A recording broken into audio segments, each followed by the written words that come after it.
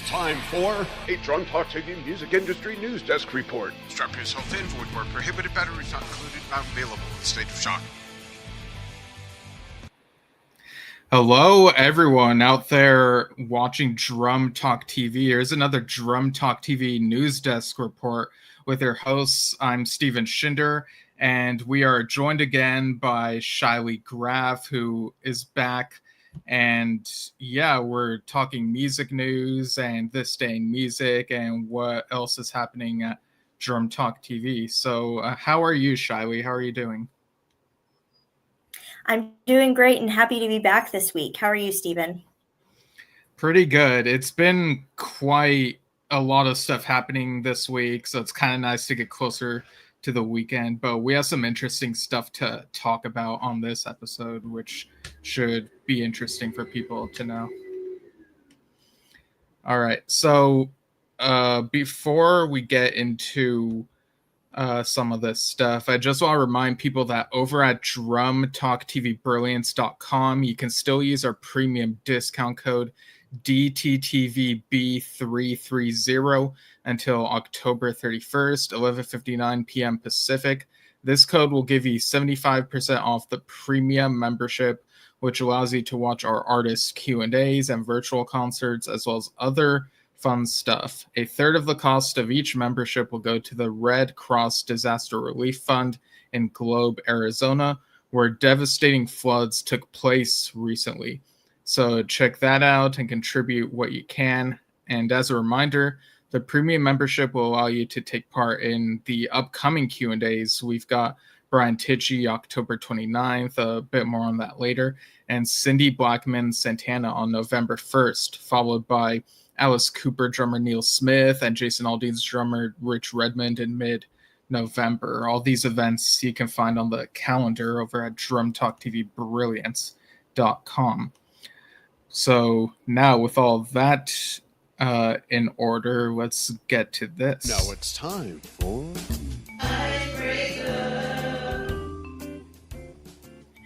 You know, I think that music cue we have in there is probably the catchiest of all of them for the show. So I really enjoy hearing it every week.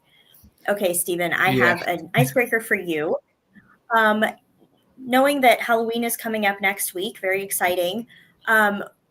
Halloween and then Thanksgiving and then Christmas are all very back-to-back here in the U.S. And there's a lot of debate on when do you start listening to holiday-themed music, Christmas music.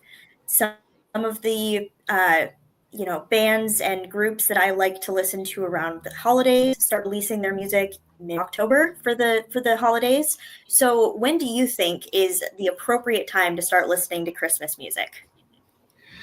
So I don't necessarily think there's a wrong time for people to listen to it. You know, people have their own listening habits, but I guess in terms of, you know, when should stores and the radio start playing it?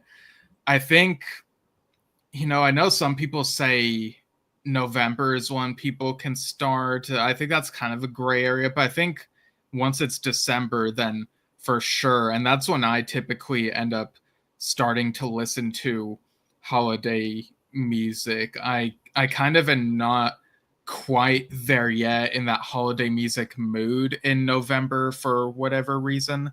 So yeah, I guess I would say December for sure. How about you?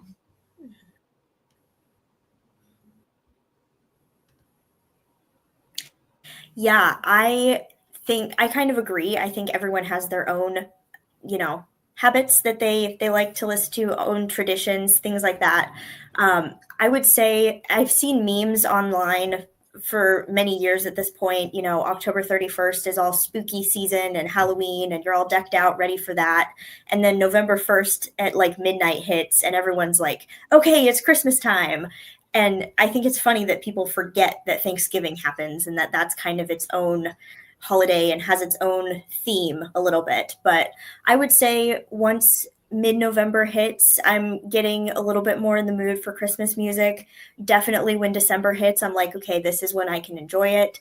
And then once Christmas is done, I'm like, okay, we're moving on back to the normal music. So yeah, I think it can change for me depending as well on what what music comes out. One of my favorite a cappella groups just released their Christmas album today, and I'm refraining from listening to it because it's too early in my brain. But, they got to start that stuff early.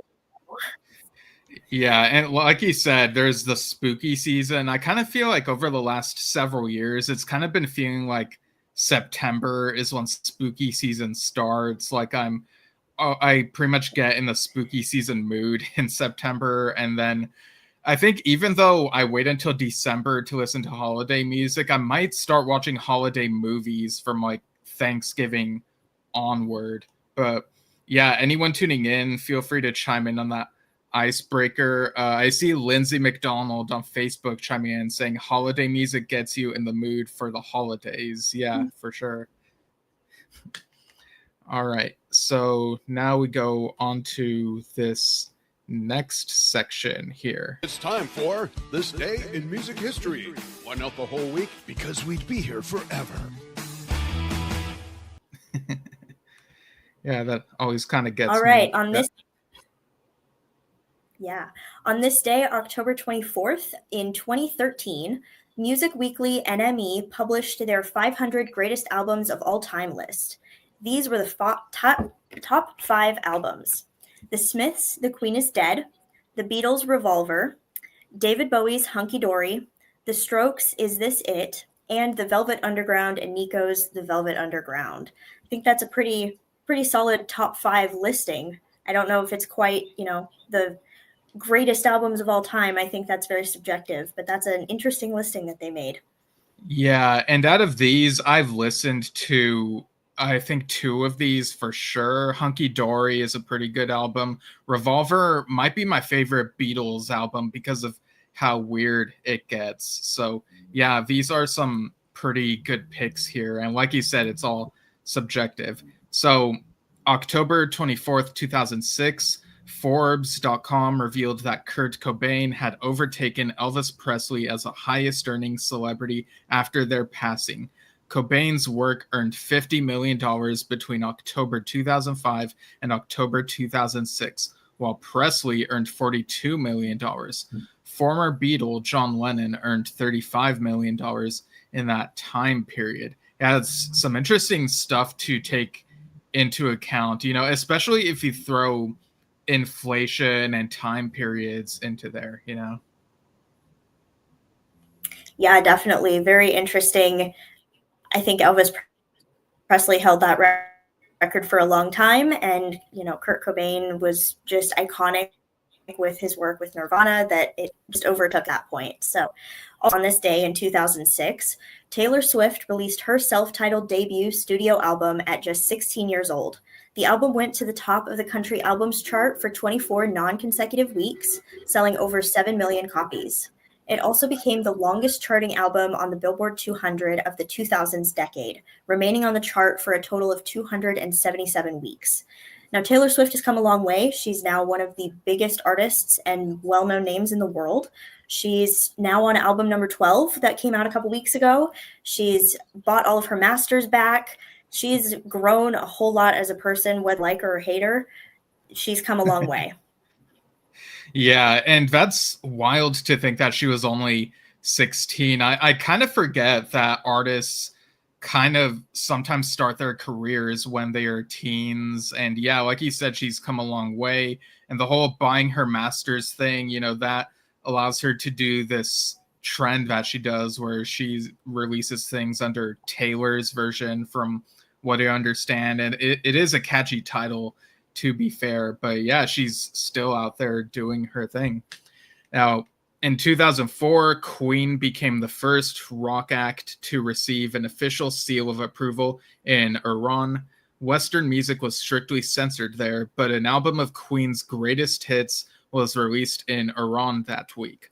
Freddie Mercury was proud of his Iranian ancestry, and illegal bootleg albums and singles had made Queen one of the most popular bands in Iran, even before the seal of approval.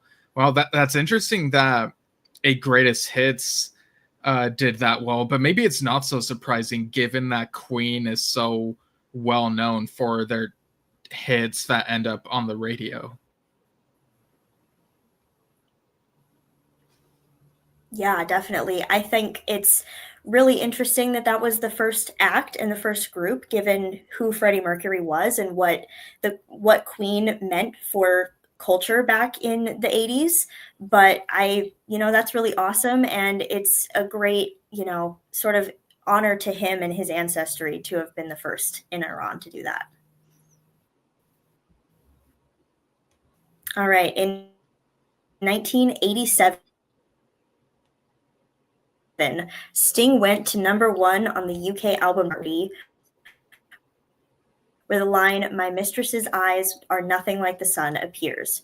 Sting used that line in the song Sister Moon, and the album won Best British Album at the 1988 Brit Awards.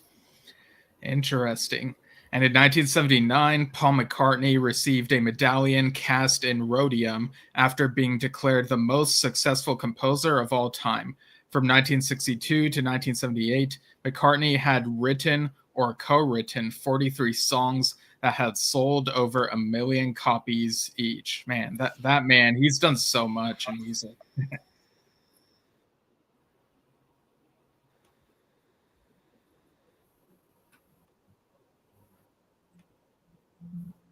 Yeah, he really did. He definitely deserved that.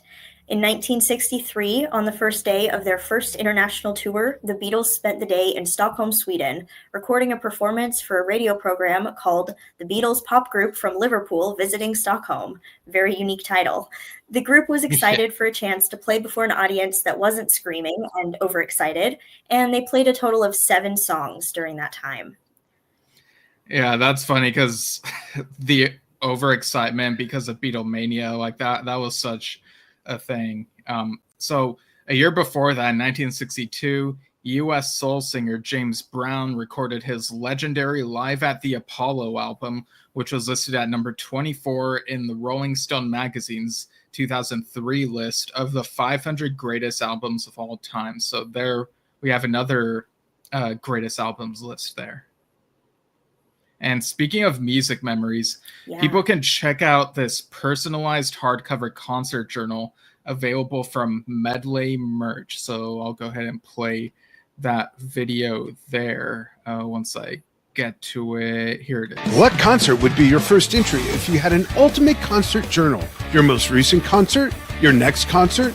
Or would you go way back like me and enter your first concert? For me, it was Led Zeppelin. Now you can with the I Was There personalized music performance diary premium hardcover book. This is for all live music fans who experience live shows from clubs to stadiums. And what an amazing keepsake, and it makes a great gift.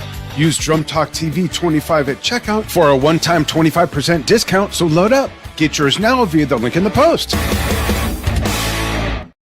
Yeah, so go ahead and check out the link we have in the description of this video, folks. And I see a few more comments from Lindsay McDonald saying, Taylor is amazing, Queen rocks, and thank you, Paul McCartney, and is also rocking out of Utah. So yeah, thanks for tuning in, Lindsay. We really appreciate when we get viewer participation and whatnot. And go ahead and chime in if, like, I know you saw the holiday bit, but let us know if there's a specific time, like month, that you start listening to holiday music, Lindsay, and anyone else who might be watching. But yeah, so now we get into the next section here of this news report. Let's see what's in the news at Drum Talk TV. Yeah.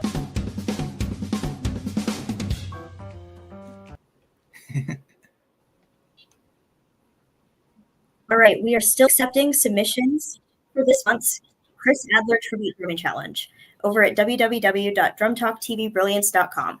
Play along with official tracks featuring Chris Adler from releases by Lamb of God, Megadeth, Protest the Hero, and more.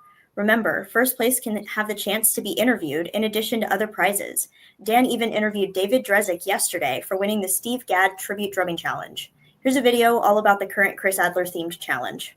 Get your medal on this rockin' October as we hold the Chris Adler Tribute Drumming Challenge over at DrumTalkTVBrilliance.com. If you place first, second, or third in this challenge, you'll get a music store gift certificate and a Drum Talk TV shirt.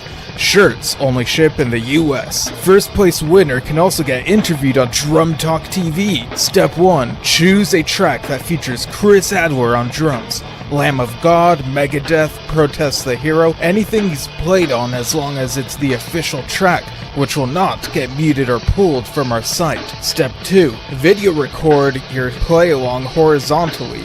Step 3. Submit it via the submissions form on the challenge page. To access this, you'll need to be either a free member or a premium member. Free members can enter 2 videos, premium members can enter as many videos to the challenge as they'd like. Judging will be based on accuracy, sound, and fan praise in the form of people typing the word VOTE under your video. Invite your friends to do so. Submissions open until October 31st, 2025, 11:59 p.m. Pacific US time. Don't miss out. Join us in the challenge and show us what you got. Yeah, join us, folks. Show us what you've got. We've got a week left, and if we don't have as many submissions, we might spill it over into next month. So go. What are you waiting for? Go ahead and participate. It's also a great time to join DrumTalkTVBrilliance.com's premium membership because on Wednesday, October 29th at noon Pacific, we have Brian Tichy, drummer who has played with Gene Simmons, Foreigner, Whitesnake, Ozzy Osbourne, Billy Idol, Slash, Pride and Glory, and others. He will join us for a fan Q&A session where you, the viewers, the fans who are part of the premium membership, get to ask the questions. If you're not already a premium member, go to our website and sign up for a membership. Use our 75% off discount code DTTVB330. Alternatively, we have a single-use gig pass available for $7 that you can use for this event. Here's a video of a drum solo of Brian Tichy's from when he played with the Moby Dicks. I believe this was maybe early 2024 or slightly before then, but check this out, folks.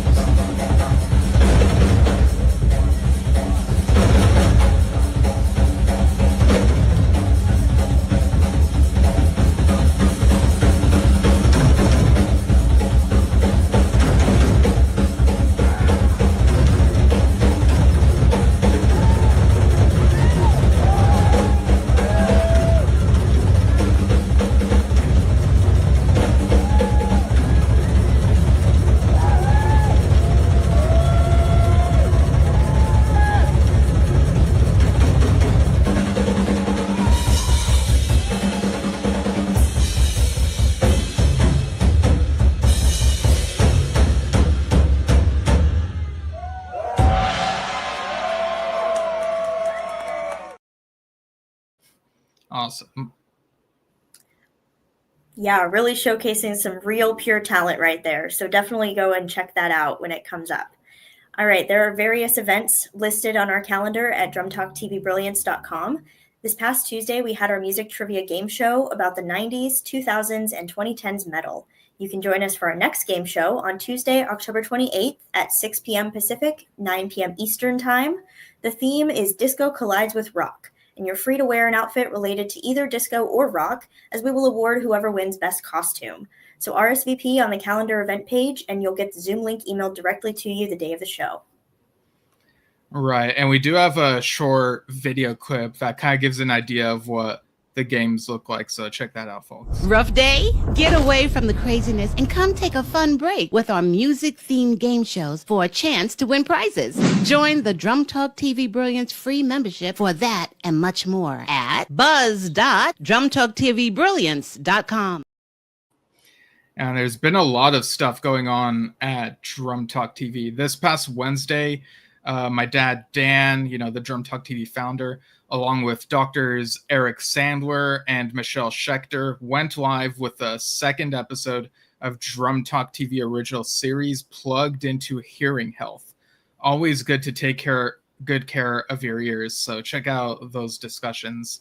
Later that day, Dan interviewed April Samuels, founder of the Breast Cancer Can Stick It Foundation, and they talked about Drumathon 2025, which is happening November 2nd at Lexus Box Garden at Legacy Hall in Plano, Texas, which is North Dallas area.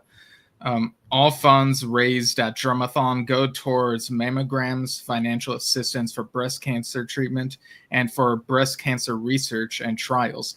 You can check out who will be there and any other details at drumathon.org. And yesterday, Dan did a live drawing for a giveaway of the new book, Cream Chronicled by Nettie Baker. So, it's a book about the history of the band Cream, which her father was in. If there are any other future giveaways for any other books, sign up for our email list, check out the calendar, drumtalktvbrilliance.com, follow the breadcrumbs. And after this, Dan went live with Jeff Berlin for another episode of Rhythm and Lows, with Cream being touched on, funny enough, along with Peter Gabriel. So check out all those broadcasts in our video archives on YouTube and Facebook. Also, coming up on Wednesday, October 29th at 6 p.m. Pacific, another episode of Drum Talk TV original series Under the Influence with Dan Schinder and Lou Calderola will air. Join them as they discuss scary songs just in time for Halloween. On Thursday, October 30th, Roger Earl of Foghat will be on Drum Talk TV for an interview with Dan, so don't miss it. He'll be talking about Foghat shows coming up in the UK in mid-November. Yeah, Roger is a really great guy, and we had him in September for a Q&A session, but there was still more to talk about, so it'll be great hearing him talk about those UK dates with Dan, so that's going to be really cool. We actually did get a video message from him. I'm making sure that we have it here, making sure it's loaded up. So yeah, let's see. I think it's still loading, but yeah. And again, folks, you can see our Q&A archives over at drumtalktvbrilliance.com if you go to the premium membership. And again, there's the discount code DTTVB330, 75% off. So that's $3 per month or $30 per year. It's a really great deal right there. So you really don't want to miss out on that. Okay, I think it's taking a little bit longer for the video clip to load. So I'll read this next bit and then hopefully it'll be finished loading. Over on Yes Shift, Dan and I reviewed Rick Wakeman's new piano album, Melancholia, which it's a really soothing album. Definitely recommend people listen to that. And on Monday, we reviewed Siberian Khatru, that's spelled with a CY because, internet. A project by Yes fans who collaborated online in the early 2000s. So it's a really cool, somewhat eclectic listen. Tomorrow, Saturday the 25th, we'll have keyboardist Adam Parrish on at 9:30 a.m. Pacific US time for a chat about his experiences performing with Gordon Giltrap, seeing Rick Wakeman's recent show, and more. Then at noon later that day, I'll talk with Dan about my recently acquired John Anderson, The Lost Tapes box set, which is something I'd been wanting for years. And then for a while, I didn't think I'd ever get to have it since they sort of stopped selling it. But then recently they were selling it again. So that's cool. But okay, here's the Roger Earl video message for his upcoming interview on the 30th. 1, 2, 3. Hi, Roger Earl from Foghat, and I'm going to be talking to my good friend Dan about all sort of drum things on Drum Talk TV. October 30th, I believe, and we're actually going to England, the UK, in November, middle of November. We've got 3 shows there. So I'm really looking forward to that. We're going to be talking about all things drumming. Unfortunately, my drums are on their way to Chicago at the moment, so I don't have my drums here. But I have a pad. Actually, pads are great because don't annoy the neighbours.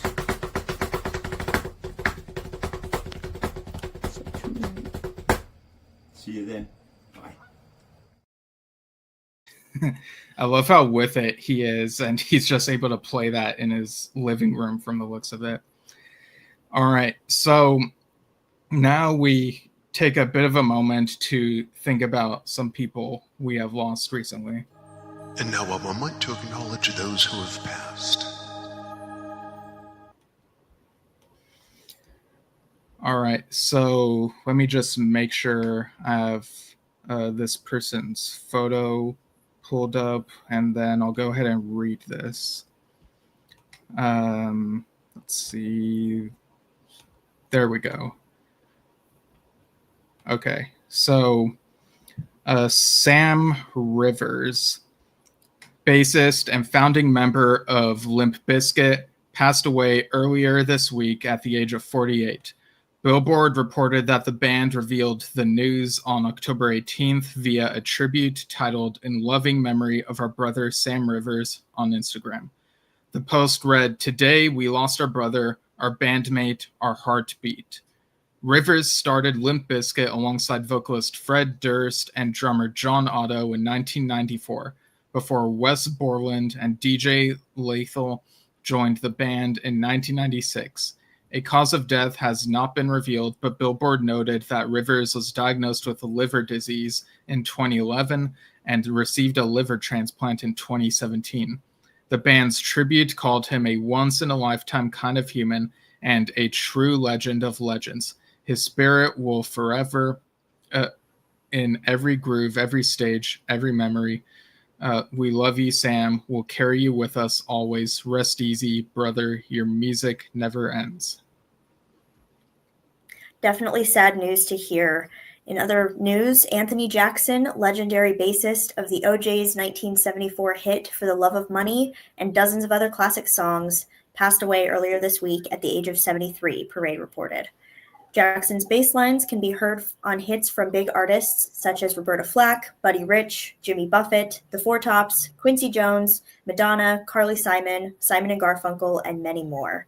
Jackson is also notable for being the creator of the contrabass guitar, a 6-string bass built specifically for him by Carl Thompson in 1975.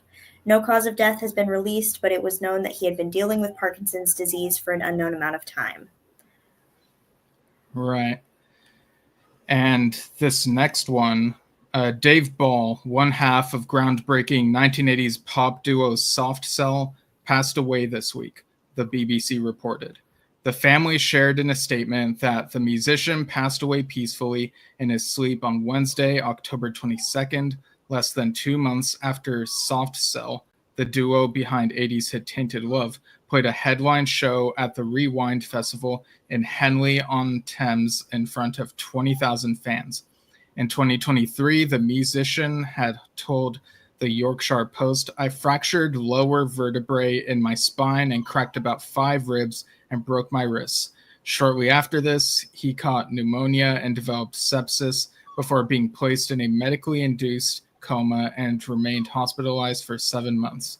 He shared that he had been in a great place emotionally this summer while working on new Soft Cell album Danceteria, which was completed just days ago and is set for release sometime next year. Ball will be remembered for his contributions to 80s synth pop, and his bandmate thanked him for being an immense part of my life and for the music he gave me, adding, "I wouldn't be where I am without you." He was 66 years old.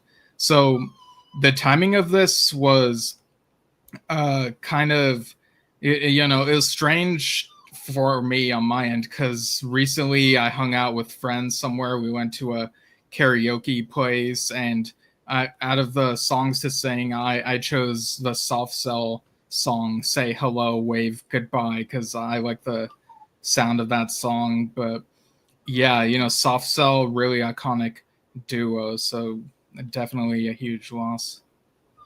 Yeah, and the timing of just finishing their next album is really, fortunate, I think. I think there may be something out there. He waited until the very last moment to be able to finish his last project. So that's really nice. Just this morning, we have learned via Facebook posts from Unruly Child bandmates Bruce Gowdy and Jay Schellen that the hard rock band's singer Marcy Free passed away last night, October 23rd. Bruce said it was a very sad day, and Jay described her as, quote, a voice that had no limits and no equal, a truly singular talent, and one of the most open and beautiful souls I have ever known. Marcy went through personal struggles until coming out as trans in 1993 helped her keep on living.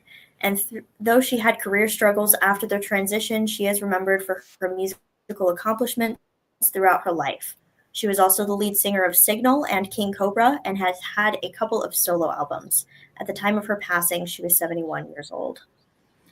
Yeah, I think I may have heard maybe a little bit of Unruly Child, but now, I'm really curious to listen to some more of that catalog if I can find it. So I'll see what I can do about that. But yeah, now that we have done the passings, we are on the music news section. So let me just do this. Now let's see what's been going on this week in the music industry. All right, so Janelle Monáe shared an interesting and frankly unlikely story while chatting with Lucy Dacus for Rolling Stone's Musicians on Musicians series this week, as Billboard reported. During the interview, Monáe claimed to have traveled back in time to the 1970s to see David Bowie on tour. The actress and musician stated, I think when I saw David Bowie, I did. I traveled back into the 1970s, saw him do Ziggy Stardust and the Spiders from Mars. It was incredible. Fans were just as confused, commenting things like, can't believe I was here for Janelle's coming out as a time traveler. Yeah, I don't know what to make of it. If anything, I know listening to music can make one feel like they're back in time, but I don't know. Yeah, I think this is a really interesting story. I don't really know what to make of it. It's honestly kind of just a story that doesn't, in the end, harm anyone or cause any issues or real drama. It's just a very interesting little anecdote that Janelle Monáe can share now. So, whether she actually did or not, who knows? But I think if she actually can time travel, she should share the talent with the rest of the world at this point.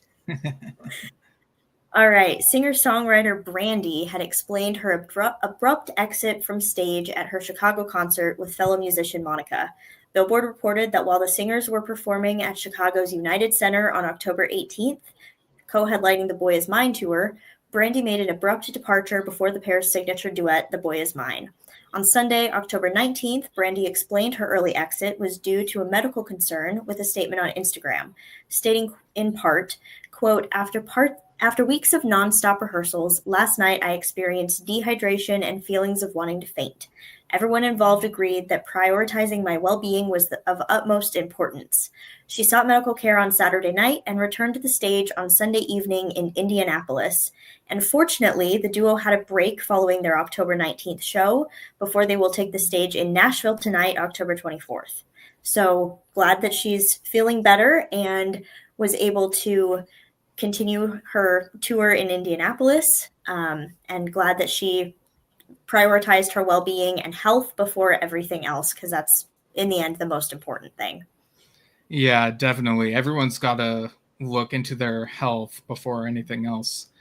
The Osbourne family has had a difficult year, as Sharon Osbourne shared earlier this week the loss of her beloved dog, Elvis. Billboard reported that on Sunday, October 19th, the television personality took to Instagram to share a heartfelt message honoring her sweet pup. The statement said, I can't believe I'm posting this, but my darling Elvis passed away this week. He gave me 14 precious years. He was by my side until the end. Rest in peace, my darling boy. The Siberian Husky became a cherished member of the family when Sharon and Ozzy adopted him, and was often seen curled up in Sharon's lap during interviews. This news comes nearly a year after the Osbourne family announced the loss of Ozzy's 15-year-old Pomeranian, Rocky, in August 2024. This news also comes nearly 3 months after Ozzy passed away on July 22nd, which Sharon addressed in September. Yeah, like dogs, they really are family. You know, I have a dog like right here, and you know, there really are a huge presence, and it's just, yeah, it's really sad like that they lost, you know, basically, you know, a family member, you know. Yeah, definitely. Dogs really are a huge part of the family. I have 3 back home in Colorado, and I can't imagine life without them. So very sad for the Osbourne family this year with that. British singer-songwriter Youngblood's upcoming Australian run is upgrading. Billboard reported that the artist has announced a second show in Brisbane and a venue upgrade for the Sydney show as part of his 2026 Idols World Tour. Overwhelming demand has warranted these upgrades, and pre-sale tickets for the Perth show have completely sold out ahead of the general on sale. The Australian leg of Youngblood's tour follows his recent North American tour announcement, where all 24 shows sold out within a minute of the pre-sale going live. The artist has had several major opportunities this year, being handpicked by Ozzy Osbourne to perform the Black Sabbath classic Changes at the Back to the Beginning benefit concert in early July. He also did a collaboration with Aerosmith titled My Only Angel, which debuted at number 1 on Billboard's Hot Hard Rock Songs chart dated October 4th. Yeah, definitely a lot of stuff going on there. So next up, we have this Foreigner news. So Foreigner frontman and singer Lou Gramm gave fans a shock when he recently announced his soon retirement from music, but it seems that he and the band aren't quite ready to step away from the stage yet. Parade reported that some of the band's treats in store include a release of several new, previously unheard tracks. Foreigner bassist Jeff Pilson recently did an interview with Ultimate Classic Rock, where he explained that they've nearly completed an unreleased track from the 1979 Head Games sessions. He said, "There's another track that we have, which is also from the Head Games period, that is a spectacular track. Lou wants to add a couple of harmonies to it, which he'll probably do relatively soon." The band is currently embarking on their farewell tour, which will wrap up July 2nd, 2026, with one final show in Germany. Pilson also revealed that there are 7 tracks from the Agent Provocateur sessions, 5 of which are really, really worth finishing up. The bassist didn't share a timeline of the project, and he's not sure when fans can expect this new work given their tour schedule and the amount of work still left to do.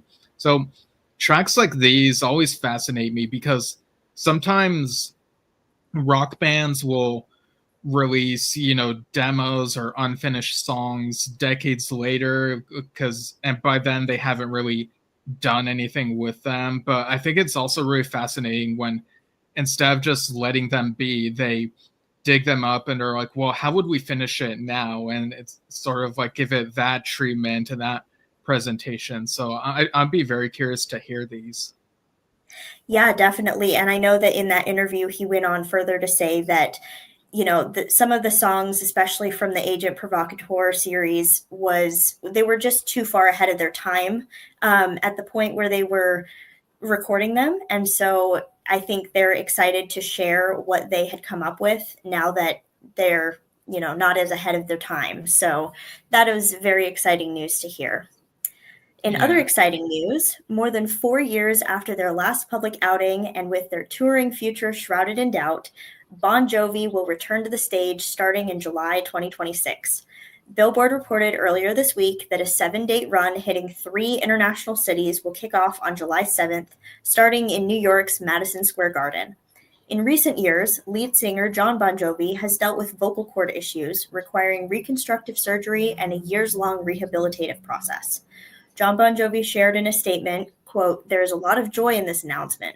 Joy that we can share these nights together with our amazing fans, and joy that the band can be together.